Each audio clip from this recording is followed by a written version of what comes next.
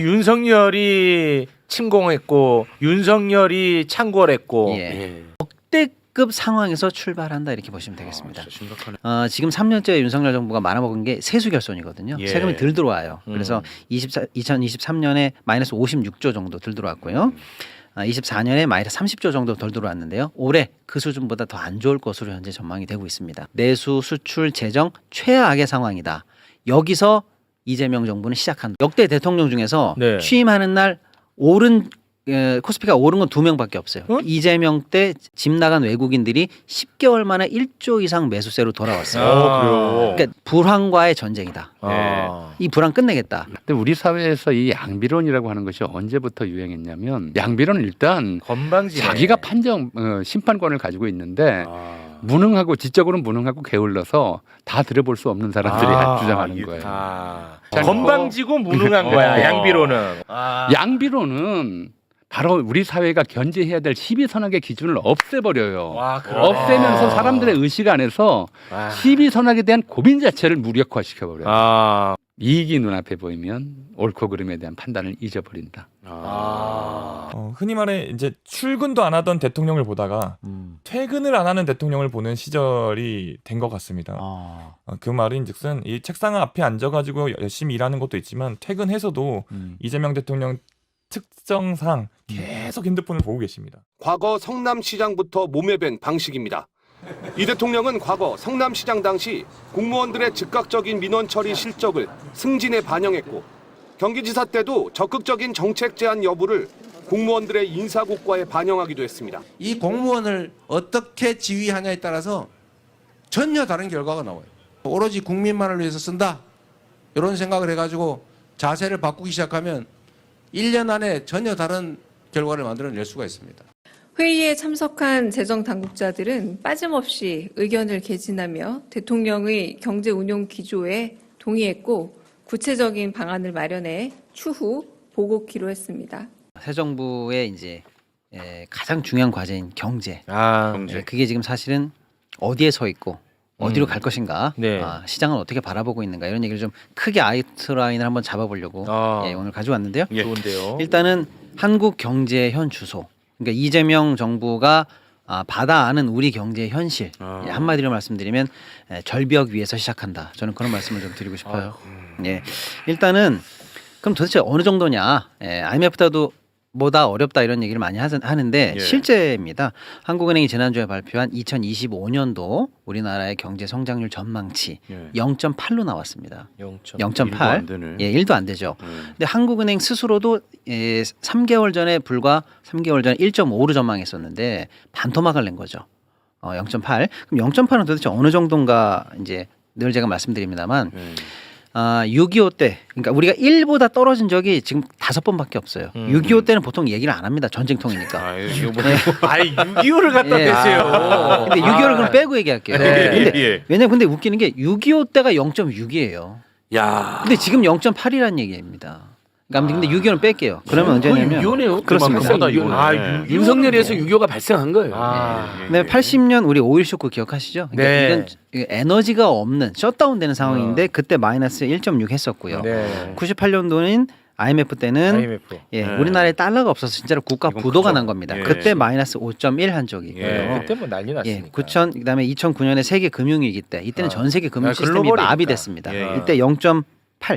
그때가 0.8이야? 그때가 0.8이에요. 아니 그게 그 전 세계적인 현상이고 뭐 이슈인데. 주요한 그 다국적 글로벌 회사 다 무너지고 각국의 금융 거래 안 되고 시장이 붕괴됐을 때 그 0.8이에요. 그때 그때가? 우리가 0.8인데 지금 0.8입니다.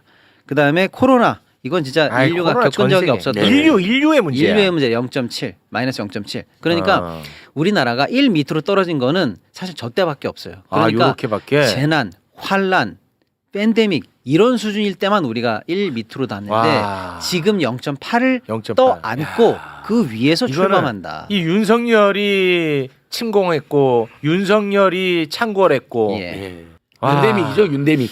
윤대믹. 똥까지 싸놨고. 그렇게 보수적 경제 평론가들도 설명이 안 된대요. 그것은 윤대믹 때문이라고. 윤대믹이다 이거 윤대믹. 윤대믹. 그나마 이제 0.8은 한국은행의 전망치고요. 제가 이제 유수한 세계기관의 전망치를 다 조사해봤더니 한 41개국에서 이런 걸 41개 기관에서 발표를 하거든요. 예. 1점대 이하를 전망한 게 총 30개예요. 그러니까 4분의 3입니다. 그리고 21개 기관은 아예 0점대 확정. 그다음 최저치는 0.3까지 나와요. 그러니까 실제로 올해 역대급 상황에서 출발한다 이렇게 보시면 되겠습니다. 약간 세부적으로 그러면 왜 이런 일이 일어나는가를 좀 부문별로 네. 조금만 설명드릴게요. 네. 일단은 우리가 잘하고 있는 한국 경제를 늘 지탱해 왔던 수출 있죠. 수출. 수출이 현재 꺾인 상황이에요. 그러니까 옛날 얘기 윤석열이 집권했던 1년 차부터 얘기하면 이거 너무 길어서 그냥 다 지금 저희가 들어드리는 숫자는 다 그냥 지난달 수치예요. 여기서 출발하니까. 예. 5월 수출 통계가 나왔는데요. 마이너스 1.3으로 출발하고요. 그러니까 수출이 마이너스 1.3이라는 게 무슨 말이에요? 전년 같은 기간에 비해서 오히려 마이너스 1.3에서 출발한다는 거예요. 수출이 늘지 않고 줄은 상태에서 이제 우리가 출발한다는 거예요. 수출이 마이너스로 전환된 상황이다 이렇게 보시면 될 것 같고요. 내용도 굉장히 위험한데 우리의 양대 시장이 미국과 중국입니다. 미국, 1대 2대 시장이죠. 예. 여기서 각각 현재 8%씩 감소하고 시작합니다. 마이너스 8%씩 나왔어요. 각각? 예, 둘 다. 예를 들어 미국이 좀 좋을 때는 중국이 좀 힘들거나 중국이 좀 맡길 때는 미국이 좀 좋거나 네. 이런 식으로 그래도 좀 밸런스를 맞췄는데 지금 양 시장 다 8% 이상씩 감소한 상황으로 시작합니다. 그거 왜 그런 거예요? 미중 미국은 갈등, 좀 중국 늘어야지. 갈등 양쪽으로 지금 현재 다 안 좋은 상황이니까요. 미국이 올인했는데? 그러니까요. 이제 이게 풀기 어려운 함수로 들어가는 거죠. 와. 예. 그래서 양대 시장에서 동반 폭락하고 있고 우리의 주요 품목들 있잖아요. 반도체 빼고 나머지가 전부 다 어렵습니다. 철강, 자동차도 미국에서 현재 마이너스 32%. 지난달 얘기입니다. 그러니까 철강, 석유화학, 자동차 같은 우리나라를 이끌어왔던 중후장대 산업에서 전부 다 현재 마이너스로 전환된 상황이다. 여기서 시작한다 이런 말씀드리고요. 그다음에 이제 수출이 그렇고요. 내수는 뭐 지표가 안 좋은 게 너무 많은데 예, 그냥 몇 개만 말씀드리면 이제 실제로 돈이 돌아야 되는 게 소매 판매잖아요. 예, 소매 판매 관련해서도 현재 마이너스 0.2 이건 1분기 바로 지난 분기입니다. 그리고 이건 연속적이에요. 2023년에 마이너스 1.4, 2024년에 마이너스 2점 등등등 해서 지금 3년 내리 안 좋아요. 내수는 완전히 얼어붙어 있고요. 이 얼어붙은 상황 속에서 자영업자분들의 대출이 어마어마하게 늘어가지고 전체 대출이 전년 대비해서 40%가 늘었어요. 예? 아니 제가 다시 한번 정확하게 말씀드려요. 정확하게 하세요. 지금 틀리면 또 우리 기분 안 좋은데. 정부가 바뀌었으니까 소송을 안 당하겠죠. 예. 아니 그렇게 믿지 마세요. 잘못한 건 소송 당해야지. 큰일 납니다. 알겠습니다. 시동생 예. 큰일 나요. 큰일 납니다. 지금 뭐 우리나라 있고 남의 나라 있습니까? 항상 우리나라입니다. 정확하게 윤석열 말씀드릴게요. 정부 때도 우리나라. 지금도. 1분기 우리 자영업자들, 개인 사업자들 대출 잔액이 719조예요. 근데 요게 작년 동기보다 15조가 늘었고 연체율이 1분기가 13조가 연체예요. 13조가. 그런데 이게 작년 동기에는 9조 정도 연체했어요. 그러니까 9조에서 13조까지 늘었으니까 약 41%가 연체가 늘었어요. 그리고 이미 폐업을 해서 나 실업급여로 살아야 돼라고 실업급여 신청하신 분들은요. 네. 그냥 대한민국 역사 이래 지금이 최대치입니다. 지금이 최대치야? 예. 와. 지금이 최대치예요. 아니 안 좋다 매번 그러니까 지금 얘기하는데 전체적인 경제 성장률 최악이죠. 수출 꺾였죠. 내수 안 좋은 거 말씀드렸잖아요. 이제 남은 한 사이드가 정부잖아요. 정부 재정만 살짝 말씀드리면 지금 3년째 윤석열 정부가 말아먹은 게 세수 결손이거든요. 예. 세금이 덜 들어와요. 그래서 2023년에 마이너스 56조 정도 덜 들어왔고요. 24년에 마이너스 30조 정도 덜 들어왔는데요. 올해 그 수준보다 더 안 좋을 것으로 현재 전망이 되고 있습니다. 그래서 세금이 덜 들어온 거 가지고 살림을 하니까 정부의 이제 관리 재정 수지라는 게 있는데 연간 100조 정도씩 지금 3년 내리 빵꾸를 내고 있다. 이렇게 보시면 됩니다. 그러니까 나라 곳간을 열고 금고를 지금 딱 문을 열고 바가지로 딱딱 긁어보면 동전 한 입 반 나오는 상황이다. 그래서 차라리 가져갈 게 없어서 금고를 들고 튄다. 이런 얘기가 지금 현재 회자될 정도니까 내수, 수출, 재정 최악의 상황이다. 여기서 이재명 정부는 시작한다. 이렇게 보셔야 이거 됩니다. 다 이재명 정부에게 예. 다 뒤집어 씌워가지고 이제 평소에는 경제 기사 하나도 안 나왔었는데 이제 네. 경제 비판 기사 엄청나게 나올 시작이죠. 겁니다. 아무튼 이게 최악의 상황이 시작하는데 제가 여기서 이제 다시 한번 정리해드리면 예. 그래도 시장은 희망에 베팅했다. 시장은 희망에 베팅했다는 게 네. 무슨 말이에요? 어제 이재명 정부가 시작을 했잖아요. 예. 일단은 코스피가 2,270으로 어제 취임하는 날 2.66%가 올랐거든요. 와. 역대 대통령 취임식 날의 코스피 상승률을 제가 비교해봤어요. 오. 역대 대통령 중에서 네. 취임하는 날 오른 코스피가 오른 건 2명밖에 없어요. 어? 이재명 때 그다음에 옛날 이명박 때. 아 이명박은 두 마치 번이에요. 부자 만들어줄 부자 것처럼 만들어준다, 했었거든. 747 한다라고 했는데 그때 1.5 정도 올랐습니다. 그런데 지금 이재명 정부 출범하는 날 2.6이 올랐어요. 예, 그러니까 역대 취임식 날 코스피 상승률 1위를 찍었습니다. 최악의 상황에서 출발했지만 와. 시장은 기대를 하고 있습니다. 희망에 매칭하고 있다. 왜냐하면 그 관련해서 메시지를 예. 많이 냈었고요. 그렇습니다. 그 최욱 씨와의 그 대담에서 주식 관련한 이야기를 또 심도 있게 나눈 바 있거든요. 그때 이제 그 투자자분들이 그렇죠. 굉장히 그 관심을 많이 가졌고 희망이 그때 싹 텄다라는 예. 내부적인 평가 있습니다. 2,800도 돌파했어요. 코스피 희망전도사 최욱 아니겠습니까? 그렇습니다. 예. 네, 그래서 왜냐하면 내가 죽고 사는 문제이기 때문이에요. 네. 어저께 2,770선을 돌파했는데 내용이 좋아요. 왜냐하면 그동안 우리가 쭉 2,300에서 500선 박스 피에 갇혀 있었는데 드디어 2,700선을 뚫었거든요. 뚫었어. 그리고 오늘은 이틀째 불기둥을 뿜어서 2,800선을 넘고 야. 종가로 2,800선을 넘었어요. 네. 그리고 어저께 사실은 집 나간 외국인들이 10개월 만에 1조 이상 매수세로 돌아왔어요. 그러니까 대내외적으로 한국 시장에 대해서 긍정적 시선과 기대로 배팅하는 날이 이제 드디어 시작됐다. 이렇게 볼 수가 있겠습니다. 이게 뭐 장기적으로 봐야지 근데. 네. 그렇죠. 장기적으로 네. 갑니다 우리는. 자, 그런 상황에서 일일비하지 않습니다. 맞습니다. 일단 기분 좋게 희망을 갖고 이제 시작하고 구체적으로 5년간 경제 플랜이 어떻게 될까 많은 분들이 궁금하실 거예요. 첫 번째 이 정부의 경제 플랜의 가장 중요한 중점을 두는 부분은 내수 회복입니다. 그래서 이재명 대통령의 멘트는 이거예요. 불황과의 전쟁이다. 이 불황 끝내겠다. 결국 내수 살리겠다는 거거든요. 그래서 어저께 비상경제정범 TF가 임기 첫날에 시작됐거든요. 네. 예. 그래서 일단은 내용이 30조 정도 긴급 추경이 논의됐다. 이런 얘기가 있습니다. 추경. 예. 그다음에 추경 내용 소상공인 살리기, 지역 화폐 등등등 또 이제 승수 효과 높은 약간의 SOC 등등등이 반영돼서 조기에 추경을 통해서 재정이 결국 마중물이 돼서 내수를 살리겠다라는 방점이 찍혀있다 이렇게 보시면 되는데 네. 어떤 분들은 야, 꼭 그렇게까지 뭐 번개불에 콩고 먹듯이 추경부터 해가지고 뭐 쇼잉 해야 되는 거 아니야? 뭐 이렇게 약간 좀 의구심을 갖고 계시는 분들이 있는데 지금 냉정하게 보시자고요. 우리가 불황이라는 건 이미 수천 번 얘기했어요. 그렇습니다. 그런데 지난 정부 여당 최상목이 한덕수 또 윤석열이 있을 때 지난 연말부터 추경에 반대하면서 뭐라고 그랬는지 기억하세요? 이미 짜여진 예산 중에서 상반기에 조기 집행을 통해서 돈을 많이 돌게 하면 충분하다고 하면서 추경을 디펜스했었거든요. 안 한다고 그랬어요. 그때 정부가 연간 예산의 75%를 상반기에 조기 집행한다고 그랬어요. 지금 제가 집행률을 보니까 48%예요. 그 뻥뻥 뻥입니다. 그러니까 그런데 뻥이 중요한 게 아니고요. 그러면서 너무나 지금 불황이 깊은 1년의 절반이 지났다는 거예요. 불황의 골든 타이밍을 결국에는 추경도 안 해, 조기 집행도 안 해 하면서 아무것도 하지 않고 이 시간이 지나왔습니다. 그러니까 지금은 긴급성을 요하는 대책이 이제는 필요한 타이밍에 접어들었기 때문에 추경에 대해서 갑론을박할 시기는 지났다. 이게 오히려 신속성을 요하면서 빨리 해야 될 단계에 넘어갔다. 이렇게 좀 보셔야 될 것 같습니다. 네. 그리고 일단은 금융시장 제가 방금 말씀드렸는데 두 번째 플랜이 일단 금융시장을 통해서 경제를 살리겠다. 그러면서 코스피 5천 시대를 말씀을 하셨어요. 그 최욱 씨와의 대담에서도 나왔던 얘기죠. 그렇죠. 네. 그런데 근데 어떤 분들은 이 얘기를 되게 가볍게 생각하세요. 가볍지 않아요. 주가 오르면 뭐 주식 투자하시는 분들 돈 좀 벌겠네. 이 수준이 그게 아닙니다. 아니야. 이 수준이 아니에요. 이건 우리 경제 패러다임을 바꾸는 아주 근본적인 로직이 여기 숨어 있어요.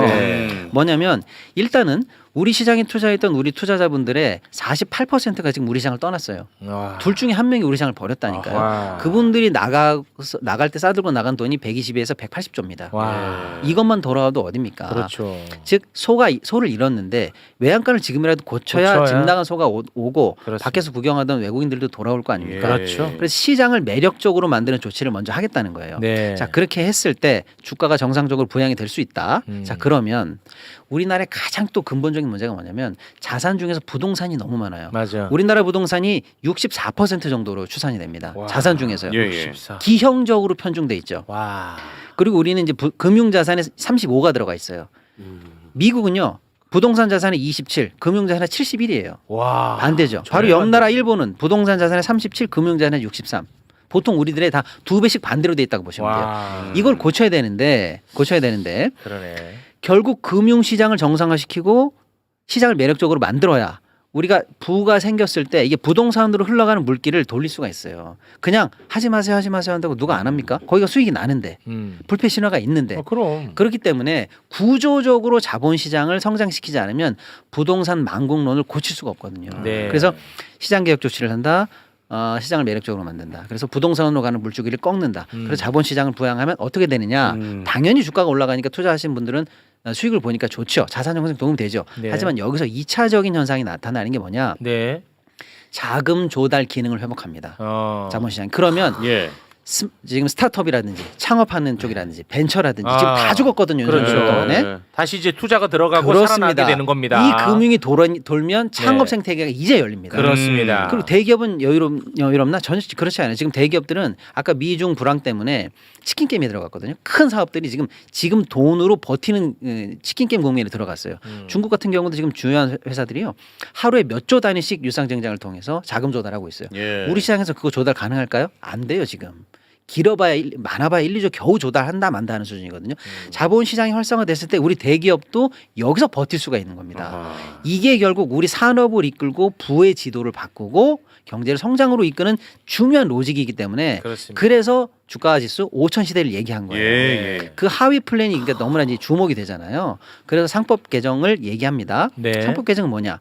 시장을 매력적으로 만들겠다는 거예요. 후진 시장이 아니라는 거죠. 그렇지. 주주를 주주답게 대우할 테니까 예. 투자하시라 이거거든요. 그렇지. 민주당이 일단 속도전에 나선 것 같아요. 오늘 바로 이제 민주당에서 발표를 했지 않습니까? 네. 오늘 오전에 조속하게 상법 개정을 다시 추진할 거고 그 거부권 행사해갖고 안 됐던 거잖아요. 거부권 내서 안 됐거든요. 네. 근데 거부권 행사할까봐 달래느라고 주요한 내용 많이 덜어내고 추진했거든요. 그걸 거부했거든요. 그러니까 이제는 거부될 일이 없으니까 원래 생각했던 강력한 상법 개정 조치를 그냥 아예 원본 그대로 다시 한다는 누더기 예, 상법 예. 개정안이 아닙니다. 그렇습니다. 그래서 뭐 이사의 충실 의무 같은 것들을 그렇지. 그거 확대하고 넣어야지. 집중 투표제 같은 거 하고요. 그다음에 사실상 우리 투자자들을 제일 뒤통수 맞게 했던 물적 분할 같은 것들. 아, 내가 그거 때문에 예. 당했잖아. 아, 진짜. 근데 그거를 왜 하는지 아세요? 그 자기 돈 안 들이고 자기 회사 지배하려고 하는 거잖아요. 그래. 제가 예, 조사를 예. 해봤어요. 아. 2022년도 기준으로 영국은요 물적 분할 동시상장이 0이에요.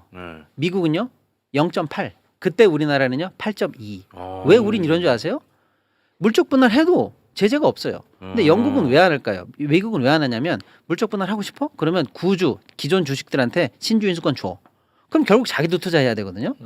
그러니까 뒤통수 치지 않는 환경을 만들어주면 할래 예. 안 한다는 얘기입니다. 아, 그러니까 이런 조치들을 하면 우리 투자자들이 뒤통수 맞을 일이 없죠. 나는 정말 깜짝 놀랐어요. 나는 그런 걸 모르는 사람이었는데 하도 이제 뭐 배터리 2차 전지 네. 요거 이제 앞으로 난리 난다고 해서 LG 화학 샀어요. 네. 근데 갑자기 뭐 난 생전 처음 들어보는 단어지 물적 물적 분할 분할? 네. 하는 거야. 근데 배터리 보고 들어갔는데 배터리만 갖고 가겠대. 나는 깡통들 내가 그걸 돈을 얼마나 잃었는지 압니까? 그게 그러니까. 뭡니까 대한민국에 그게 최악의 상황입니다. 그게 아. 최악의 눈 사례. 뜨고 코베 가는 거야. 예. 눈 뜨고 코베가. 이거를 근데 내가 더 열받은 건 뭔지 알아? 예. 그때 주식 관련한 유튜버들이 뭐라고 얘기하나 들어가 봤는데 누가 봐도 이건 나쁜 짓이거든. 눈 뜨고 그렇죠. 코베 가는 건데 네. 다르게 또 얘기를 하는 게 이게 나쁜 게 아닌 것처럼. 그런 사람들 지금 다 파묘해야 됩니다. 예. 와. 거기에 당했구나요. 예. 그래서 그래서 예. 이재명 후보가 예. 마지막 유세 때 정말 이례적으로 부당합병, 물적 분할 반드시 근절시키겠다. 아. 그러니까 그 마지막 유세 때 사실 주시장 이야기가 쉽지가 쉽지 않잖아요. 않지. 예. 근데 2천만 투자자들을 위해서 주가 조작하면 폐가 망신시키겠다. 네. 물적 분할, 부당합병 용서하지 않겠다. 예. 그렇습니다. 그 이야기를 길게 했어요. 네. 굉장히 왜냐하면 인상적이었어요. 대한민국 경제의 근간을 예. 책임지는 맞습니다. 이야기입니다. 맞습니다. 그래서 아무튼 그런 여러 가지 대응책이 지금 나와 있는데 다 얘기하기 시간이 없는데 문제는 뭐냐면 이 얘기를 누구나 할 수 있는데 시장이 기대와 신뢰를 보내느냐 안 보내느냐거든요. 근데 지금 이틀 연속 주가가 엄청 불기둥을 뿜고 있는데 예. 네. 사실은 이재명 후보 시절에 이재명 후보가 1위를 달리면서 대통령이 되면 될까? 그러면 되겠지. 왜? 이 사람은 한다면 하는 사람이니까. 네. 그래서 시장이 이미 신뢰를 보냈어요. 그래서 예. 소위 말하는 이 이재명 표 공약에 집중되는 주식들 있잖아요. 그게 지금 어마어마하게 올랐습니다. 아, 그래요? 예를 들어서 이제 앞으로 주주들 뒤통수 치면서 경영권 확보하면 어려울 거 아닙니까? 그래서 지주사들이 굉장히 많이 올랐고요. 또 주가가 상당히 이제 위로 올라갈 것 같으니까 증권주들이 현재 2배 이상 올랐습니다. 또 이제 자사주라든지 저PBR주 관련한 주식들이 지금 계속 붐업되고 있어요. 아, 대답 나누기 전에 그 샀어야 돼. 남 좋은 일만 시켰네. 네. 아우 진짜. 자, 그다음에 사실은 이렇게 시장을 예쁘게 하고 뭐 내수를 진작하는 것은 어떻게 보면 저변 같은 거잖아요. 정작 중요한 건 성장이거든요. 근데 왜 범진보 후보들은 그동안 늘 경제 얘기할 때 성장 먼저 얘기 안 했어요. 분배, 형평, 맞아. 복지 이런 거 먼저 얘기했거든요. 네. 근데 이재명 표 경제 공약에 1번 제일 앞순위가 성장이에요. 성장이야. 근데 저는 이게 가장 실용주의적인 면모를 보여주는 거이기도 하지만 네. 정직하다고 생각해요. 왜냐하면 아까 얘기했잖아요. 나라의 곳간에 돈이 없어요. 예. 근데 뭘 나눠요 지금. 네. 복지 예산이고 뭐고 아무것도 없는데. 네. 그러니까 결국 파이를 키워서 성장을 통해서 재정을 확보하지 않으면 되지 않는다라고 해서 네. 성장에 중점을 둘 수밖에 없고 근데 실제로 사실 이제 중점을 뒀어요. 성장과 복지가 네. 상충되는 개념이 아닙니다. 그렇죠. 사실 이것도 중요한 예리한 지적 들어갑니다. 제가 네, 그렇습니다. 복지가 또 하나의 성장 동력이 되기도 합니다. 그렇죠. 제가 아주 예리합니다. 네. 선수 다 됐습니다. 네. 대단한 것 같습니다. 그래서 이제 대단합니다. 성장책 2개만 짧게 말씀드리면 예. 일단은 잠재 성장률을 3%대로 복귀시키겠다는 거예요. 우리가 늘 3% 이상 하던 나라인데 윤석열 3년 동안의 잠재 성장률이 망가져서 현재 1.5 정도 하고 있는데 앞으로 5년간 우리가 이걸 방치하면 0점대로 떨어진다는 거거든요. 네. 근데 잠재 성장률은 뭐냐면 우리가 할 수 있는 최대치 이렇게 보시면 돼요. 포텐셜. 예. 포텐셜. 일단 그걸 키워야 그 범위 내에서 따라가거나 목표치를 터치할 거 아닙니까? 네. 그래서 잠재 성장률을 3으로 올리겠다라는 게 이제 목표가 있고요. 이제 주요 성장 대책으로 AI 관련해서 100조 정도 투입해서 네. AI 관련한 3대 강국으로 만들겠다. 모두 뭐 이런 얘기. AI. 그렇습니다. 네. 이런 얘기들이 좀 들어 있고요. 고맙습니다. 이런 정도 큰 플랜을 가지고 이제 5년간 경제를 끌어나가겠다라고 하는데 네. 제가 볼 때는 이런 내용도 좋지만 지금 가장 중요한 건 제가 볼 때 속도입니다. 그래서 속도도 실력이다. 속도 같은 실력이다. 일을 늦게 하면 소용없는 경우가 많아요. 그렇습니다. 그래서 속도도 실력이에요. 네. 근데 지금 내수 최악인 상황에서 아까 얘기했지만 추경이라든지 이런 걸 통해서 내수를 빨리 돌리는 거 이거 시간 싸움이에요. 그다음에 시장을 예쁘게 만드는 이 상법 개정 같은 이런 조치들은요. 저항이 원래 많습니다. 원래 많아. 쉬웠으면 예전 얘기 될게요. 예, 그럼 언제 해야 할까요? 정부가 가장 힘 있을 때. 지금 해야죠 바로. 이것도 지금 해야 돼요. 그리고 그렇습니다. 1,500만 투자자들이 지금 가장 시장을 원할 때 지금 해야 돼. 됩니다. 지금. 그런데 지금 해. 그렇습니다. 근데 이 속도전에 방해가 되는 게 뭘까요? 늘 저항 세력이 있잖아요. 그렇습니다. 제가 볼 땐 이 정책에 힘을 실어주는 거는 역시 국민들이다. 이렇게 봅니다. 그래서 그거 적극적으로 해. 우리가 시장이 원하는 거야. 또 이 주가지 지금 보여주는 거잖아요. 주가가 네. 시장이 이걸 원한다는 거 보여주잖아요. 이런 네. 식으로 우리 국민들이 이 정책에 대해서 적극적으로 밀어주고 속도전에도 힘을 붙여줘야 그야말로 탄력을 받아서 초기에 제대로 집행이 되지 않을까 이런 생각이 네. 들고요. 출발할 때 절벽에서 출발했잖아요. 절벽에서 그리고 출발한 우리가 희망을 보긴 합니다만은 경제가 그렇게 급변침되지는 그런 건 없어. 그런 건 없어. 3년간의 불황을 이렇게 끊임없이 겪었는데 네. 이재명 집권 이래 뭐 3달 만에 좋아진다. 그럴 리가 그런 건 없죠. 없어. 그런데 보나마나 뭐 해봤더니 별거 없네 이런 식의 그렇게 공격이 나올 있을 겁니다. 겁니다. 김빼기가 있을 겁니다. 그렇습니다. 고통의 세월이 적지 않을 거다 이런 생각이 좀 맞아, 듭니다만 맞아. 그래도 희망을 가지고 이런 식으로 계속 단계별로 올라갈 때까지 우리가 이재명 선대위에서 마지막으로 5월 30일 날 공약을 발표했습니다. 근데 이게 제가 약속드렸잖아요. 매부리님들이 제안 주시면 반드시 정책 공약으로 받아들이겠다. 1000건이 넘게 들어왔는데 그중에 서민 중산층 경제 살리기 선대위에서 70건을 1차로 발표했습니다. 좋은 것들. 근데 선대위에서는 그중에서도 또 7개를 공식 공약으로 채택을 해 주셨거든요. 일단 우리 종이박스나 택배박스 다시 해주세요. 네. 네. 손잡이 있는 네. 택배 상자 확대. 이거는 박스. 매우 중요합니다. 왜냐하면 이거 헐이 다 누군가뿐만 나갑니다. 아니라 우리 시민들도 네. 박스로 많이 나르잖아요. 네. 뭐 쓰레기 분리수거할 때도 마찬가지. 그래서 손잡이를 무거운 박스 다 설치하자. 네. 고요. 두 번째 우리 고속도로 휴게소나 졸음쉼터 가보면 진짜 화장실 급한데 줄 서는 경우 너무 많잖아요. 줄 많이 섭니다. 이 공간에 남성 화장실도 그렇고 특히 여성들이 많이 줄 서잖아요. 그렇죠. 남성 화장실도 더 늘리고 여성 화장실 더 많이 늘려가지고 네. 제발 좀 그 몇십 분씩 줄 서고 이거 정말 고통스럽잖아요. 이거는 사실 인권의 예. 문제입니다. 인권이고 그동안에 빨리 이동해야 얼마나- 되는데 얼마나 바지에 많이 썼습니까? 이제는 이게 나라 예. 정상화되는 겁니다. 예, 맞습니다. 예. 예, 40대 50대 요실금도 심각하죠. 예, 조심해야 됩니다. 예, 6번. 예.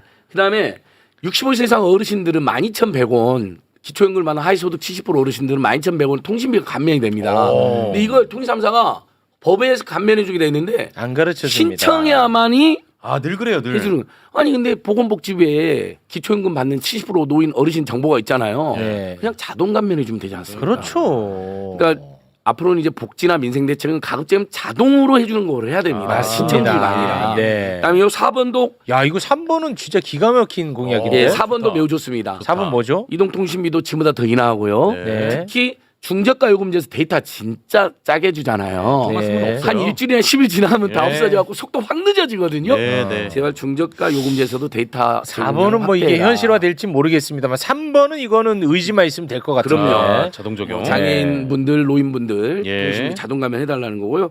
5번 이것도 굉장히 의미가 있는데요. 통신 3사가 한두 달만 지나면 통신을 끊어버립니다. 요금을 못 내는 경우에. 네. 근데 그 통신이 끊어지면 생존권이 위협을 받거든요. 지금 약자나 성인에서 네. 이것도 조금 더 기간을 연장해서 끊어라는 것이고요. 그다음에 끊더라도 좀 수시는 또 허용을 해준다든지 분할 납부라든지 이런 여러 조치로 지금 솔직히 지금 이동통신 끊어지면 삶이 완전 히 고립돼 버리잖아요. 일자리도 못 얻고. 그리고 마지막으로 6, 7번 한번 보겠습니다. 이건 이재명 대통령이 경기도지사 시절에 1%로 긴급 생계비를 300만 원에 대출해 준 적이 있습니다. 예. 우리 최영진 아나운서는 기억나지만 윤석열 정권은 50만 원을 무려 16%로 빌려줘가지고 막 난리 났잖아요. 아니 이런 네. 고리대가 어디냐. 네. 이것을 전국 지자체 중앙정부가 힘을 합쳐서 지금 정말 돈 100만 원, 200만 원에서 죽게 생긴 사람들 많거든요. 네. 홍길동 은행도 그래서 10만 원씩 긴급 생계 보내드리는데 벌써 3,000명 가까이 제가 지원했습니다. 그래서 예. 1%로 300만 원, 400만 원은 빌려주자. 긴급 생계비를 무상으로 지원하는 게 아닙니다. 나중에 갚아야 됩니다. 그다음에 7번도 우리 매부리님들이 많이 제안한 겁니다. 예, 이건 많이 나왔던 이자 얘기죠. 폭이 너무 심해서 금리나 요건 행사했더니 수용이 안 은행이 되더라. 25%밖에 예. 수용을 안 해줘요. 그렇지. 수용률 높여라는 거고 이거 높여야죠. 왜 거절했는지 거절 사유를 알려줘. 우리가 연구를 해서 다시 신청할 거 아닙니까? 그렇습니다. 예. 거절 사유도 좀 더 상세히 알려줘라는 알려줘라. 겁니다. 그럼 우리가 연구를 해서 다시 조치를 해서 네. 금리나 요건을 행사할 수 있다. 그렇습니다. 저는 이게 너무 의미가 있는 게 이걸 우리 매부리님들이 제안해 주셨다는 겁니다. 네, 너무 똑똑하신 분이 1,000개가 많습니다. 넘는 제안 중에 일단 7개 이재명 선대의 공식 공약, 생활 공약, 민생 공약 네. 발표가 이거 됐고 좋은데. 저는 큰 정책도 중요하지만 이재명 정부가 이제 뭐 오늘 내일부터 이런 당장 할 수 있는 것들이 있잖아요. 그렇습니다. 예. 그 지하철 다시 타면 15분, 동일역 15분이면 무료거든요. 네. 근데 그건 서울 지하철은 다른 지역은 안 하고 있어요. 그런 것도 확대해야지. 확대해야죠. 확대합니다. 그래서 우리 매부리님들이 그런 정책이나 공약 있으시면 계속 저희한테 보내주시면 네. 꾸준하게 아, 시간이 좀 생활 걸리겠지만 밀착형 맞습니다. 공약. 피부에 와닿는 정책들. 예. 내란도 문제지만 줄탄핵도 문제다. 그 양비론. 이런 양비로 나 궁금하다. 물타기 이거. 예. 이 부분에 대해서 오늘 오. 정확하게 짚어주시기 위해 나와주셨습니다. 어릴 때 네. 제일 화나던 일이 뭐든가요? 형제간에 싸우는데 다 이유가 있잖아요. 예. 근데 부모님 꼭 잘잘못 따지지 않고 어. 둘 다 단쳐요. 그럼 아. 그게 이렇게 억울하고 분해서. 아, 그거 진짜 억울하지. 예. 맞아. 예. 그러네. 그거거든요. 어. 그걸 시비지심이라고 그래요. 옳고 그름을 가려줬으면 좋겠다. 내가 아. 옳은지 네가 옳은지 내가 예. 잘못했든 누가 잘못했든 맞아. 이번엔 네가 잘못했어. 이번엔 네가 잘못했어. 이런 정도로 지적해야 덜 억울한데 네. 둘이 똑같아 그러면 아, 그게 맞아. 정말 억울한 거예요. 억울하고 예. 안 고쳐져. 예. 둘 다 잘못했다고 하면은 맞아요. 뭐 이건 그냥 넘어가게 되지. 예. 그게 사람의 본성이라고 그러잖아요. 아. 그러니까 이제 맹자가 사단이라고 부르는 것은 동물에게는 없고 사람에게만 있는 인간다움의 조건 4가지예요. 그게 측은지심, 수호지심, 사양지심, 시비지심이라고 했잖아요. 옳고 그름을 가리는 것. 12지심. 이걸 이제 시비지심은 인간의 본성에 속해요. 그래서 이것이 있어야 사람이거든요. 근데 때로는 이제 이걸 안 가리는 경우들이 있죠. 그게 가장 유명한 사례가 그 유명한 황희정숙 이야기. 너도 옳다. 너도 옳다. 왜 그랬을까? 둘 다 옳다. 이건 이제 양실론이에요. 양실론. 그것도 짜증나거든요. 둘 다 옳다. 예.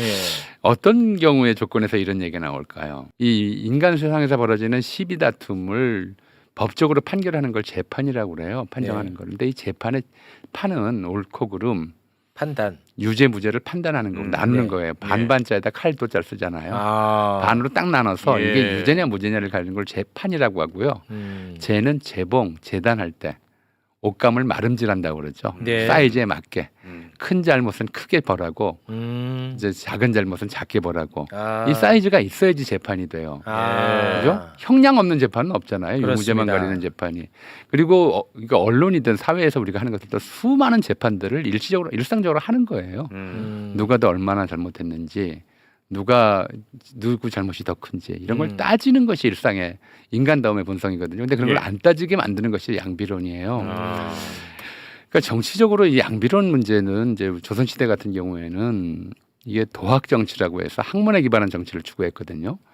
근데 학문 자체가 시비를 따지는 거예요. 학문이 옳고 그름을 안 따지는 건 학문이 아니죠. 그렇죠. 거기에 기초해서 정치를 하다 보니까 매사가 굉장히 심각하고 엄청나게 싸우게 되는 거예요. 네. 예를 들어서 옳고 그름을 따져야 되는데 의붓아들이 왕이었다가 죽었는데 이거 상복을 1년을 입어야 되느냐 3년을 입어야 되느냐 우리 지금 생각하면 아무것도 아닌 문제 같지만 그렇죠. 그 사람들한테는 의리 관계를 하면 굉장히 중요한 문제였던 예. 그 당시. 근데 그렇게 좀 모든 문제를 학문적으로 이론적으로 이렇게 접근하다 보니까 논쟁이 치열해지고 그리고 사람들이 서로 죽고 죽이는 문제로까지 비화되니까 도대체 예. 상복 입는 문제 가지고 누굴 죽이고 누가 살고 이게 도대체 뭐야 지금 기준에서 그렇게 생각되지만 조선시대는 그런 문제가 심각했어요. 예. 근데 이걸 좀 완화해 보겠다고 한 것이 영조의 탕평책이었죠. 전체적으로 보면 조선시대든 언제든 간에 시비를 따지지 않는 거는 굉장히 나쁜 짓으로 봤어요. 이건 우리가 언론이 이제 신문이 신문의 날에 독립신문 창간일이고 우리나라의 근대적 신문이 처음 출연한 것이 한성순보로부터 출연했다고 하는데 언론사들이 늘 주장하는 것이 정론직필이에요. 바른 말을 곧바로 쓴다. 눈치 안 보고. 예. 말로는 정론직필이라고 하는데 네. 근데 우리 사회에서 이 양비론이라고 하는 것이 언제부터 유행했냐면 언론인들이 지가 신인 줄 알 때부터. 그러니까 사실은 언론 자유가 허용이 되고 언론 독립성이 상대적으로 많이 보장이 되던 시절에 예.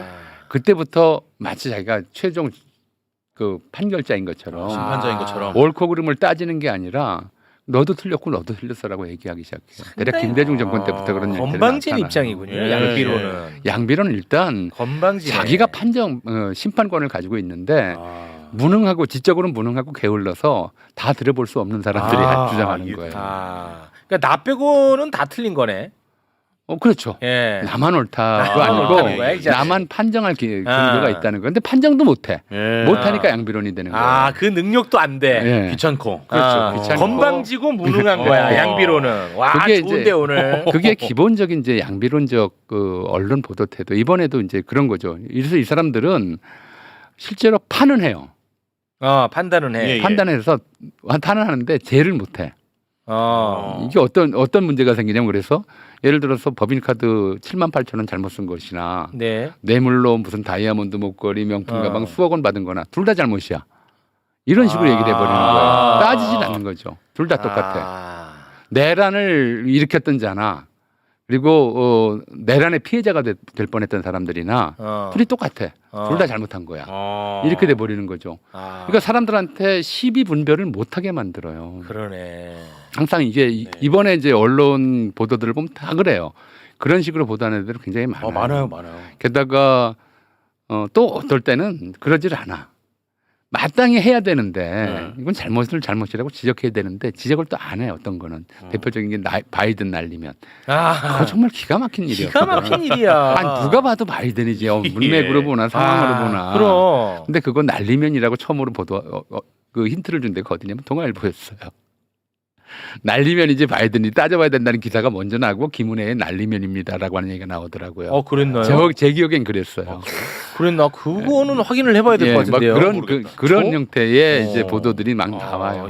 그러고 나서는 이거 누가 봐도 이건 그냥 바이든인데 예. 그 대통령실 입장을 내니까 언론이 그거를 동등한 선상에 놓고 기사를 쓰는데 내가 아주 환장하겠더라니까요. 아니 누구나 판단할 수 있어요. 판단해야지. 기자는 바보예요. 그럼 귀가 없어요. 귀가 없냐고. 상황을 몰라요. 그러니까요. 그러니까 그런 기사는 이렇게 써야 돼요. 바이든이라고 했는데 대통령실에서 날리면이라고 우긴다. 이거 잘못이다. 이렇게 써야 그게 언론이지. 그렇죠. 그럼요. 아니 지가 들은 것을 못 믿고 어떻게 취재를 합니까? 그리고 거기에 대해서 이 언론이 잘못 썼는지 잘 썼는지 판단하는 건 독자예요. 독자의 몫이고. 그렇지. 예. 그렇게 가야 되거든요. 예. 근데 좋은데요. 언론이 뭐라고 썼냐면 바이든인지 날리면인지 논란. 이게 무슨 논란이 돼? 돌아버린다 그죠? 진짜. 돌아버려. 개를 보고 사슴이라고 그랬는데 그걸 보고 개인지 사슴인지 논란. 이렇게 하는 거랑 똑같은 거잖아요. 맞습니다. 근데 이게 정말 우리 사회에 궁극적으로 어떤 문제를 남기냐면요. 예. 이런 이제 양비론에 익숙해지면 둘이 똑같잖아요. 다 잘못이잖아요. 시비분을 따지는 게 무의미해져요. 자, 사람들은 어떤 사안이든 자기 행동이든 이걸 판단할 때 두 가지를 함께 생각해요. 첫째가 시비선악. 이게 옳은가 그른가, 착한 일인가 나쁜 일인가 생각하고요. 동시에 이해득실. 이게 나한테 유리한가 불리한가, 나한테 득이 되나 해가 되나. 이걸 같이 생각해요. 이걸 같이 생각하는 자세를 공자가 뭐라고 불렀냐면 결리사의라고 그랬어요. 결리사의. 안중근 의사가 휘호로 남긴 글이기도 해요. 남산에 가면 크게 써 있어 돌에. 예. 결리사의 견의수명이라고. 무슨 뜻이냐면 예. 이익을 보면 의리를 생각해라. 이익을 보면 그러니까 재물을 보면 재물을 이게 타당한 것인지 보면, 부당한 것인지 아. 함께 생각하고 판단해라. 와. 재물을 취하지 말라는 것이 아니라 재물을 취하되 이게 도리에 맞는 재물인지 안 맞는 재물인지 네. 부당한 건지 정당한 건지 그걸 생각하라는 뜻이에요. 견리사이. 근데 이게 잘못 이해가 돼가지고 예. 의리를 추구하는 사람들, 이제 정의로운 사람들은 재물을 하찮게 여겨야 된다. 이렇게 잘못 이해가 되고 있어요. 그런 뜻이 아니에요. 그건 아니고. 그래서 좀 이게 잘못 이해돼서 어떤 얘기가 나오냐면 진보, 인권, 민주화 이런 운동하는 사람들이 돈 벌면 막 흉파. 이게 잘못 해석된 잘못 거구나. 해석된 거예요. 왜 민주화 운동 사람 왜 가난해야 돼? 왜 그렇지. 진보주의자는 왜 가난해야 돼? 있어요. 근데 그런 생각들이 있는 거예요. 사람들이 무슨 순 이익만 추구하는 사람들이 잘 살고 이익보다도 의리, 원칙, 사회 정의를 주장하는 사람들은 못 살아야 된다고 생각을 해요. 이거 굉장히 잘못된 해석. 잘못된 거야. 견리사이란 각자가 합당한 이익을 얻어야 하고 그렇지. 자기가 이익을 얻을 때 이게 도리의 만나를 따져라 이런 얘기예요. 다시 한번 말씀드리면 조금 전에 말씀드린 것처럼 사람들은 모든 행동을 할 때 사안을 판단할 때 시비선악과 이해득실을 함께 고려한다. 그게 견리사이다라고 말씀을 드렸어요. 그런데 양비론은 시비선악을 따질 필요가 없게 만들어요.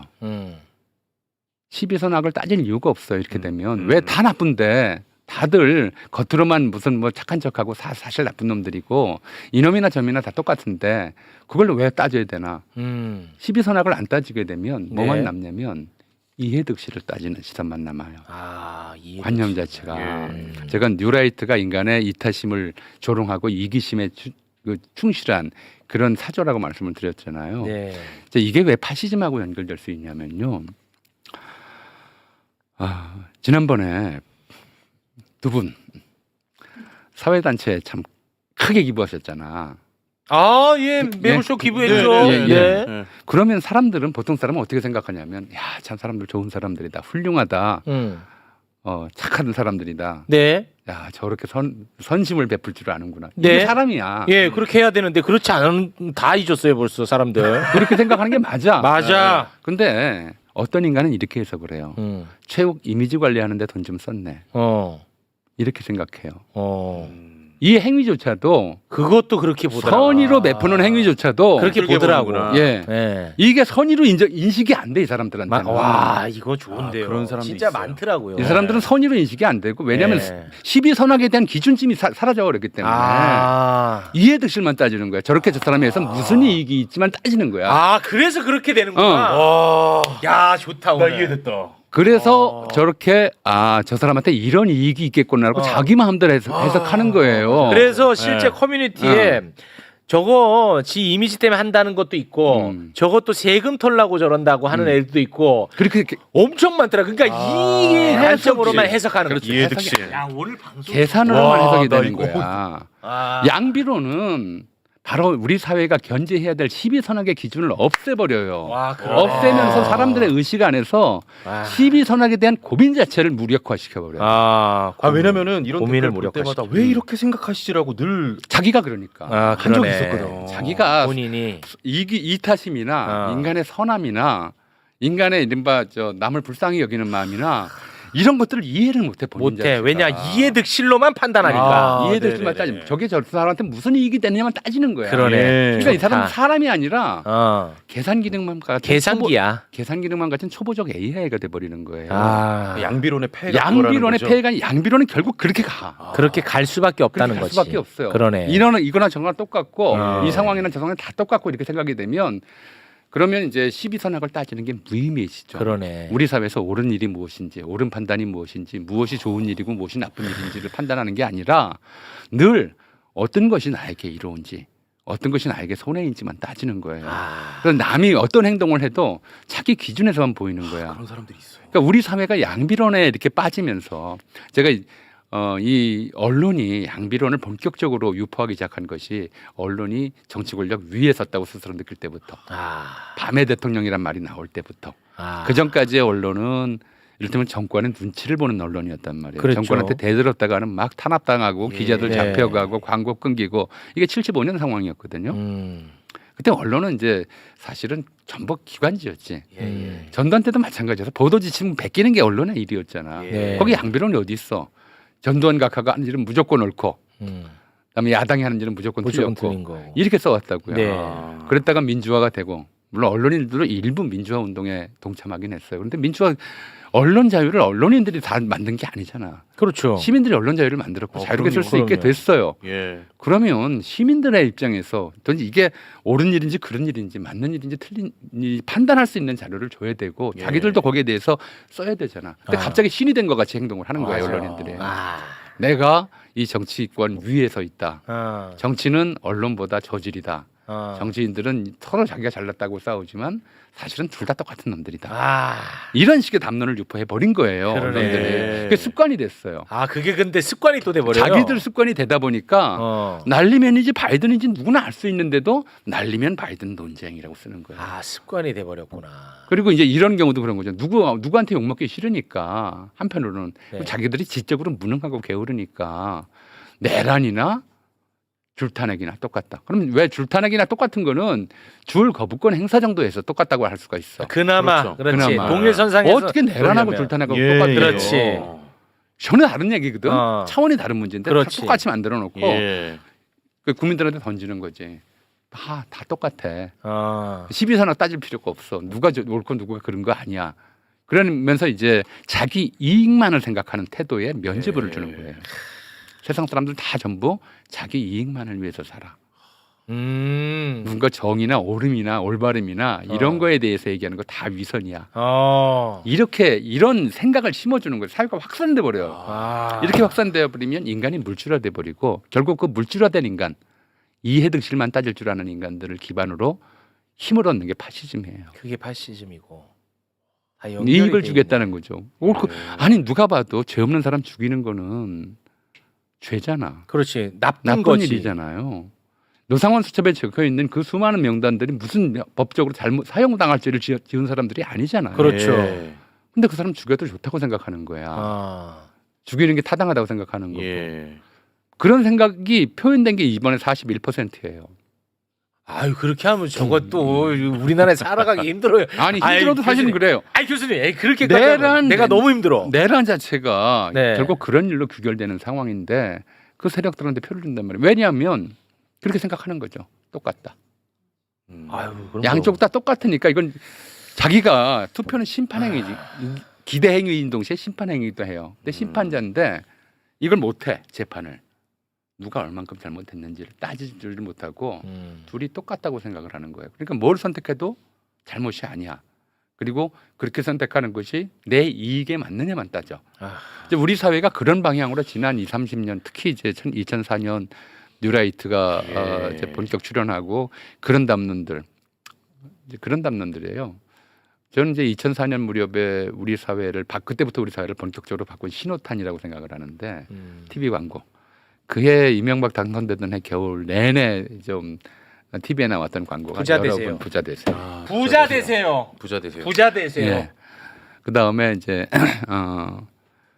내 아이는 다르다. 내 아이는 다르다. 내 아이만 다르게 키우겠다라고 하는 이제 이런 식의 광고들이 막 나왔어요. 예. 이런 현상을 이제 아주 옛날부터 있었어요. 중국의 장자는 뭐라고 불렀냐면 견리사의와는 정반대로 이런 걸 견리망의라고 그래요. 견리 망의. 망의. 이익이 눈앞에 보이면 옳고 그름에 대한 판단을 잊어버린다. 판단 기준을 잊어버린다. 예. 이제 우리가 저는 이제 지금 뭐 이재명 이제 정부가 시작되고 뭐 여러 가지를 좀 개혁하고 바꿔야 되겠지만 첫째로 바꿔야 될 것 중에 하나가 특히 첫째로 바꿔야 된다고 저는 생각을 하는데 아마 또 이재명 정부 들어오면 언론들이 안 그럴 것 같아. 정부용만 할 것 같아. 이론이 아니라 양비론도 아니야. 정부용만 할 것 같긴 하지만 양비론도 아니야. 근데 이 양비론적 관점에서 벗어나야 돼요. 우리는 늘 판단하고 살아요. 늘 재판하고 살아요. 자기도 재판하고 남도 재판하면서 살아요. 네. 그리고 그럴 때 이 잘못이 어느 만큼 비난받을 잘못인가, 이 잘못이 어느 만큼 공격받을 잘못인가 이런 걸 따지잖아요. 그렇죠. 똑같이 잘못을 했어도 네. 늘 형제간에도 그래요. 네가 더 잘못했느니 내가 더 잘못했느니 따져야 되고 그게 해결이 돼야 마음이 편해 오히려. 그게 사람이거든. 그걸 잊으면 안 돼요. 그래서 우리가 양비론을 유포하는 언론들이 결국 노리는 것은 시비선악이 사라지고 이해득실만 남은 사회. 정말 모두가 모두를 잡아먹는 일의에 대한 일의에, 만인에 대한 만인의 리바이어던 같은 사회. 그런 사회를 바라고 있는 것이다. 그래서 그런 언론을 끊어라. 그게 이제 우리가 할 일이다. 이재명 대통령이 어떤 남다른 자질이 있는가. 저도 제 나름의 설이 있는데 우리 교수님도 확실한 설이 있거든요. 그리고 이재명 대통령이 해결해야 될 과제는 어떤 것들이 있는가. 그런 얘기를 느긋느긋하게 해봐요. 그래요. 이제 안전한데 뭐. 느긋느긋 천천히 많이 해봐요. 여러 편에 나눠가지고. 우선 어젯밤에 오늘은 일부러 짧게 아주 간단하게 어젯밤에 있었던 일을 저는 이제 그 여의도에 갔어요. 여의도에. 그리고 좀 제가 박부영 교수님 칭찬을 한번 해주자면 딴 사람들 안 하니까. 우리 박부영 교수님은 철학과 교수인데 그 학벌도 좋아요. 근데 철학과 교수인데 현장에 가요. 제가 그게 정말 높이 삽니다. 이 철학이라는 게 내가 철학을 이제 싫어했거든요. 왜냐하면 다 암기 과목이야. 그렇지. 나 처음 철학을 접했을 때 전부 다 암기 과목이야. 누가 무슨 말을 했고 누가 무슨 말을 했고 사람 이름이랑 다 죽었는데. 그리고 그게 저한테 와닿지 않았던 것은 다 이론이고. 그렇죠. 말을 가지고 제가 어떤 느낌을 받았냐면 인문 계열 중에 과학적인 사고를 하는 친구들이 철학을 하는구나. 그렇죠. 나는 그렇게 생각했어요. 왜냐하면은 말을 수학처럼 쓰더라고. 맞아요. 그래서 너무 재수가 없는 거야. 말을 수학처럼 정교하게 논증할 수 있는 단계로 풀어서 쓸데없이 하는 학문이구나라고 생각을 했거든요. 그러니까 현장에 없다 이 사람들은. 근데 제가 박구영 교수님을 만나고 처음으로 그리고 시대에 뒤떨어져 있다고 생각했는데 현 시대의 사건을 현장의 언어로 해설해 준다. 그 점에서 제가 높이 삽니다. 두 가지가 달라요. 현장에 간다. 그리고 지금의 언어로 철학을 해설해 준다. 제대로 보았어요. 내가 처음 하는 칭찬이에요. 처음. 몇 년 동안 만났는데 거의 맨날. 얼마 전에 이제 고등학생 한 명이 자기는 철학을 공부하고 싶은데 그래서 고등학교만 졸업하고 바로 독일 유학하면 어떠냐고 상담을 했어요. 제가 그래서 그 학생한테 그런 말을 했어요. 뭐 다 좋은데 철학을 왜 공부하냐. 내가 현실에서 내가 풀기 어려운 문제, 이해하기 어려운 문제, 확실하게 대답을 찾고 싶은 문제가 있어야 철학을 해야 된다. 그런데 독일 가서 독일 문제의식을 가지고 독일 철학을 하려면 그냥 독일에 살아라. 진짜 그런 사람이 대부분 철학자란 말. 철학자 연한단 말이에요. 누가 뭐라고 말했어. 나는 그런 걸 듣고 싶지 않거든. 그렇죠. 그러니까 이재명 대표가 탁월한 지점이 자기를 도구로 써달라고 하잖아요. 그렇죠. 내가 주인공이 아니라 나는 도구일 뿐이고 그것처럼 우리 오늘 칭찬하는 게 하나 더 할게. 우리 박구영 교수는 철학을 도구로 써요. 네.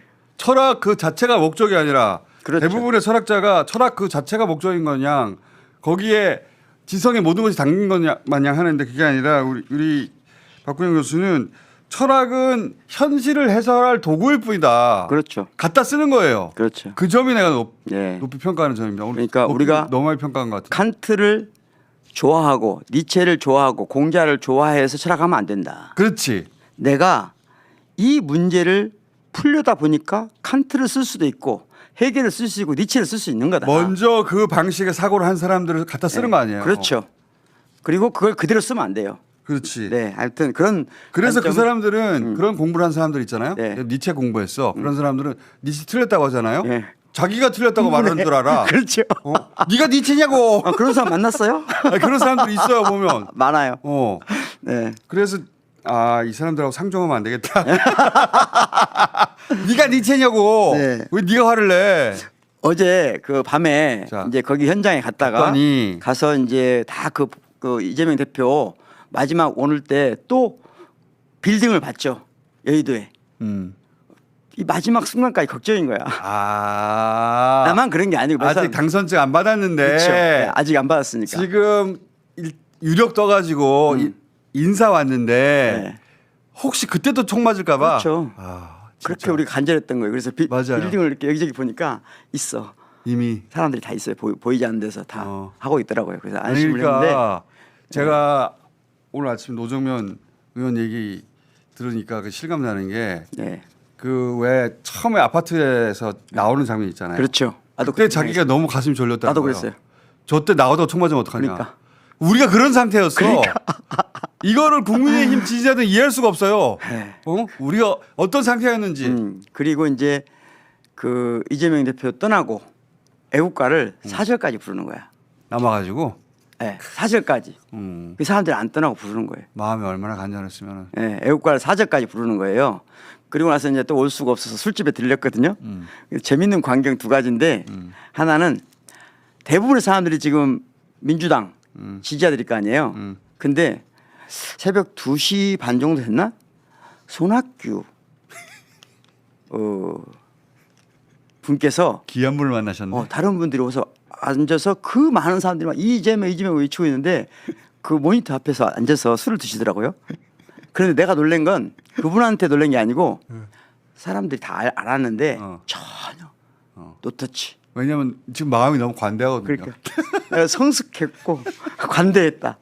야, 그날 밤 어젯밤 그런 생각이 들었습니다. 우리가 다시 말하면 우리 첫 번째 평화적인 정권 교체를 해방 이후로 또는 건국 이후로 동학농민전쟁 이후로 첫 번째 한 것이 김대중 대통령의 탄생이고 우리 민주진영은 그런 관점에서는 김대중 전 대통령의 이 역사의 출발이잖아요. 그렇죠. 그 모든 걸 빚졌어요. 그런 점에서는 그때 41%예요. 그때도 사실은 1% 차이 났어요. 대부분의 사람들에게는 어찌 보면 정치적으로 특별하게 관심이 없는 사람이 아니라면 IMF가 더 큰 재난이에요. IMF가 왔는데 1% 이겼다니까. 그러니까 그리고 41% 정도 득표했어요. 그것도 김종필, 박태준을 끌고 와서 다 모아가지고 탈탈 털어가지고 1% 이겼어요. 1% 이겼어요. IMF라고 하는 우리 나라가 망했는데. 나라가 망했는데 그냥. 예? 사실은 나라가 완전히 망한 거거든 그때. 망했죠. 예. 나라가 망했어요. 모라토리엄 빚을 못 갚는다고 망해버렸으니까. 저 유학 시절이었는데 독일 유학 갔는데 가자마자 IMF가 터졌어요. 그때 이제 그 유명한 사람 다 돌아오거든요. 그렇지. 왜냐하면 환율이 감당이 안 되니까. 환율이 돌아오거든요. 그때 내가 독일에서 그 선거를 지켜보는데 그 유학생들이 독일 그 컴퓨터 앞에 쭉 앉아서 보고 있거든요. 그때는 화면이 안 나오고 그 숫자만 나오는 거예요. 숫자만 착착착 변해요. 야, 그런데 다들 표시를 안 했거든요. 사람들이. 그 유학생들이 좀 있는 사람들이잖아요. 근데 누구 지지하는지. 말 안 했어요. 그런데 김대중 대통령이 딱 역전을 하자 사람들이 얼굴색이 시커매지기 시작하더라고. 그때 내가 너무 놀랐어요. 그때까지 몰랐구나. 몰랐죠. 한 20명이 쫙 보고 있는데 그거는 지금은 또 상상할 수가 없어요. 왜냐하면 네. 그때까지는 단 한 번도 정권 교체라는 걸 해본 적이 없기 그렇죠. 때문에 선거가 아무리 유리해도 했다면 졌기 때문에 그리고 이 사람들이 지금 IMF 때문에 유학생을 그만둬야 되는지 말아야 되는지를 고민했던 사람들이에요. 야 20명이 모니터 앞에서 다 보고 있는 거 이렇게 그 서로의 정치 성향을 말하지 않은 채 모르고. 근데 딱 나는 이제 예민하잖아요. 그러니까 딱 역전되는 순간 사람들이 보니까 얼굴색이 변하는 거야. 좋아하는 게 아니라. 네. 그리고 한 사람씩 잠시 떠나는 거예요. 이야. 딱 2사람 남았어요 그때. 두 사람 카밍아웃 됐네. 네, 지금 그분은 한 분은 지금 저 부산대 교수님인데. 네. 그때 서로 처음으로 알았어요? 네. 어느 정도는 알았지만 확실하게 왜냐하면 다 비판적이었거든요. 다 비판적이었어요. 그때 제가 20명 중에 2명이었어요? 그렇죠. 그게 그 실제 비율이었어요. 네. 어떤 비율이었냐면 이 민주 진영의 사람들 중에 그때 그렇게 유학 갈 수 있는 사람이 많지 네, 않았어. 그렇죠. 실제로 비율이 네, 그 정도였어. 네, 네. 그래서 그날 그 시점부터 어제의 선거 결과를 보면 기적이 몇 번 일어난 거예요. 그렇죠. 기적이 몇 번 일어나서 그야말로 하느님이 보호하사 이 나라를 여기까지 끌고 온 것이고 그건 누차에 말씀드렸지만 동학 농민 전쟁부터 지금까지 무수히 많은 선조들이 우리를 지켜온 것이거든요. 그에 대한 첫 번째 감사를 드리고 싶고 그런데도 불구하고 어제 이제 그 술집에서 이현종 우리 그 배우랑 이분들 만났어요. 근데 이현종 배우님이 마지막 헤어지면서 자기가 너무 이게 이해가 안 된다는 거예요. 어떻게 저들이 40%를 넘게 받냐. 저는 당연히 그럴 줄 알았어요. 예? 그렇게 받냐. 그래서 내일 아침에 경공을 가시면 꼭 그걸 철학적으로 해명해 달래. 아니 이거는 양쪽이 다 나온 거예요. 그렇죠. 저쪽이 부끄러워서 안 나올 거라고 그랬는데 이번 선거는 선거가 3주가 아니라 6개월이었던 거예요. 예. 일단 제가 철학적으로 말해야 되니까 첫 짧게 번째 해주세요. 한 명제는 뭐냐면요. 예. 그러면 하나만 해주세요. 우리가 정치와 도덕을 구분할 수 있어야 돼요. 그러니까 사람은 우리 이게 민주 진영이 그런 경향이 있거든요. 보수 진영은 기본적으로는 이익 연합에 언제나 이익 연합이고 권력 덩어리예요. 그러니까 더 많은 권력을 얻기 위해서 이익을 얻기 위해서 딱 결합하기 때문에 이분들은 언제든지 집결할 수 있어요. 이념적 차이, 뭔 차이 필요 없어요. 그렇지. 언제든지 이익 집결이 쉬워요. 근데 우리 진영은 좀 어려워요. 맞아요. 뭘 따지거든요. 설득부터 해야 돼요. 예, 우리는 기본적으로는 그러니까 약간 진보적인 사람들의 가장 큰 약점 중에 하나인데 서로 막 따져요. 차이에 예민해. 그러다 보니까 어떤 경향이 있냐면 정치를 도덕으로 환원하는 경향이 생겨요. 이건 그런데 굉장히 위험한 거예요. 정치를 도덕으로 환원하면 그게 보수든 진보든 그게 기본적으로는 공포 정치를 불러오는 겁니다. 근본주의가 되는데. 근본주의가 되는 거예요. 그래서 일단은 정치는 도덕이 아니다. 이게 제 1명제예요. 두 번째, 인류가 정치를 하는 이래로 그게 왕정이든 귀족정이든 또는 공화정이든 관계없이 인류가 발견한 가장 올바른 좋은 생존 방식이 뭐냐? 포유류가 저는 5대5로 맞춰간다고 생각해요. 이게 나쁜 게 아니라고 생각해요.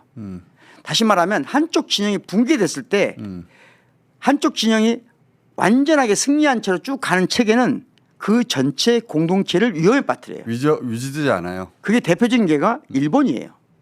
일본도 사실은 이게 뒤바뀌었으면 지금보다 훨씬 나았을 거예요. 그런데 일본이 어느 순간 자민당이라는 하나의 정당이 압도적으로 우세를 차지하면서 지금 같은 형태로 온 거거든요. 그게 효용이 있을 때가 있어요. 그렇죠. 일사불란해가지고. 그렇죠. 그래서 일본은 일본의 피크를 맞이했죠. 그렇죠. 80년대, 네. 90년대까지. 그리고 그 이후로 계속 내리막이잖아요. 그렇죠.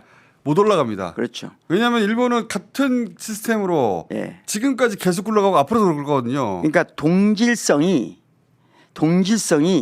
즉 하나의 뜻으로 하나의 성격으로 뭉쳐진 집단이 한 나라를 이끌어 갈 때 그때는 다시 말하면 약자일 때예요. 따라갈 때. 누군가를 따라갈 때. 그런데 누군가 제일 앞에 서 있잖아요. 그러면 하여튼 제가 보기에는 포유류는 즉 인간은 5대5 경쟁 체제가 가장 좋다. 그래서 지금도 저는 항상 대선은 5대5라고 생각하는 이 지형에 이른 걸 저는 대한민국이 지금 딱 필요한 시점에 온 거다. 그리고 지금 8% 차이거든요. 예. 딱 좋은 차이입니다. 그렇습니다. 예. 딱 좋은 차이. 이보다 더 좋을 수 없다. 저도 그렇게 생각합니다. 그리고 정치라고 하는 또 하나 왜 그럼 저 사람들은 저럴 수 있느냐? 그 쉽게 생각하면 이런 거거든요. 정치는 도덕이 아니기 때문에 한마디로 말하자면 언뜻 보면 한 가족도 아니고 한 공동체도 아니지만 정치는 일종의 같은 성향을 가진 사람들이 운명 공동체처럼 느끼거든요. 예. 그렇기 때문에 내 편이 도덕적으로 잘못됐어도 법적으로 잘못됐어도 꾸지람을 해도 때려 죽이고 싶어도 마지막에 내 편 쓰는 거예요. 그런 성향이 있어요. 저는 이렇게 생각하시면 간단해요. 월드컵 할 때 그렇죠. 우리가 태클하면 다 기술이잖아. 그렇죠. 저쪽이 태클하면은 다 반칙이야. 네, 네. 그 상태로 정치를 보는 거예요. 그러니까 어제 여기 그 택시를 마지막에 탄 분이 이런 말 하더라고요. 자기는 국힘은 해체된다고 생각한데 없어요 정당이래. 그래서 그런데 사실 지금까지 쭉 국힘을 찍어왔대요. 그런데 이번에 투표하셨어요? 네. 그랬더니 사실은 하려고 했대. 지지하려고 했는데 마지막 그 바꿀 때 자기가 너무 성질나더라는 거야. 자존심 상했어. 한덕수를 바꿀 때 자기는 김문수 지지자래 원래부터. 그래서 찍으려고 했는데 마지막 자존심 상했대. 그래서 투표하셨어요? 그랬더니 이준석 찍었대요. 사람 그런 겁니다. 사실이 아닐 수도 있는데. 아닐 수도 있는데. 네. 실제로는 김문수 찍어놓고 찍었고. 사람들한테 그렇게 말할 수 있죠. 왜냐하면 출구조사가 차이가 있잖아요. 그렇죠. 상당히 많은 사람이 거짓말했다는 얘기거든요. 그렇죠. 네. 예. 그러니까 사람의 마음이란 게 그런 거지. 사람 마음 그런 거고 정치는 어떤 특정 도덕으로 또는 특정 윤리로 특정 문화로 환원되지 않는다.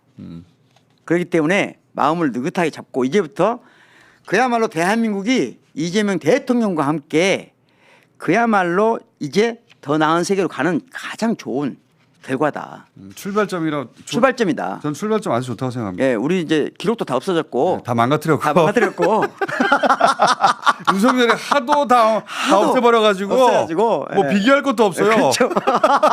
다 엉망진창이 돼서 다 쓰러져 있기 때문에 예. 여기서부터 달리면 됩니다 이제. 예. 그렇죠. 이제 그러면 어떤 나라로 가야 되는가? 그게 이재명은 어떤 장점이 있는가는 다음에 차분하게. 한동안 서울 네. 근처에 계속 계세요. 쭉 얘기해야 됩니다. 네. 쭉 우리 박구영 교수님이 이쪽 분야 전문가거든요. 네. 자 그럼 가실래요? 근데 오늘? 예? 아니 지금 어제 내가 물어봤잖아요. 소감 오늘 말 한다고 그러는데 안 하더라고. 고기 얘기만 하고. 아니 내일 지금 하려고. 시청자들이 듣고 싶어요. 내일 하려고. 내일 하려고요? 예. 예. 왜냐하면 To be continued. 저는 개인적으로는 네. 이제 지금 가까이 있어서 그런지 모르겠는데 어준 씨가 가장 큰 고생을 했다고 믿거든요. 그리고 고생 많이 했죠. 정말 옆에서 보면 많이 몸이 붕괴됐어요. 체력은 많이 붕괴됐어요. 저도 가장 지금 제 인생에서 살이 많이 쪘어요. 오히려 운동을 못 하니까. 운동 못 하고 먹고 막 그러니까. 밖에 못 그리고 나가고. 굉장히 저도 지금 신체적으로 불균형이에요. 저 아침에 일어났는데 마음이 참 평온했어요. 오랜만에. 평온했죠. 예. 기쁘다 슬프다. 네, 그렇지. 뭐 그런 느낌이 아니라 평온하구나. 나는 멍하고 평온했어요. 평온하구나. 네. 예. 다만 이제 아침에 일어나 또 방송해야 되네 싶어가지고. 그래서 아침에 고기 얘기만 하고 끝내더라고. 그래서 지금 많은 사람들이 기대할 건데. 오늘 아침 다른 얘기 할 게 많아가지고 하다 보니까. 왜냐하면 지금 사실은 대부분의 사람들이 지금 어준 씨 이야기를 듣고 싶어해요. 평온합니다. 꼭 오늘 정리 잘 하셔가지고 내일 아침에 길게 얘기할 건 없어요. 제가 말이 제 기분에 대해서는 특별히 말할 게 길지 않아요. 안경 한번 쓰고 끝내야 되겠네. 자, 또 뵐게요. 네, 고맙습니다. 조만간 또 뵙겠습니다. 박병 교수님이었습니다. 구독과 알림 설정은 많은 힘이 됩니다. 더욱 좋은 영상으로 보답하겠습니다.